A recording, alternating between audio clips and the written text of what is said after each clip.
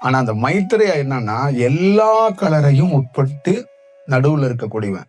அந்த பச்சோந்திங்கிறது நிறம் மாறிக்கிட்டே இருக்கும்ல, ஒரு சோல் நிறம் மாறும். ஆனா இந்த அந்த அந்த ஒரு நிறமே எல்லா நிறத்தையும் உள்ளடக்கி நடுவுல பிரம்மமாக ஒருத்தர் இருக்கிறவன் தான் மைத்ரேயாவா இருப்பான். அப்ப மைத்ரேயாங்கிறவனுக்கு பேரே அழிவில்லாதவன். அதான் அழிவில்லாத அரசன் தோன்றுவான். இந்த நம்ம நிறைய பேரு பிரிட்டிஷ் எல்லாம் பண்றவங்க எல்லாம் கன்னியாகுமரியில் ஒருத்தர் தோன்றுவாரு, இங்க தோன்றுவாரு, அங்க தோன்றுவாரு. அப்ப அதுக்கு பல்வேறுபட்ட பெயர்கள் வச்சாங்கல்ல. அழிவில்லாத ஒருத்தன் அரசன் வருவான், தமிழ்நாட்டுல பிறப்பான், இல்ல அங்க இருப்பான், கடல் 3 கடல் சேர்ற இடத்துல வருவான், இப்படின்னு சொல்லப்பட்டதுக்கெல்லாம் அந்த மைத்ரேயாவை தான் சொல்லப்பட்டது. மைத்ரேயா தான் கலிகாலத்தை அழிக்கக்கூடிய அந்த கல்கியாகவும் சொல்லக்கூடியவரையும்.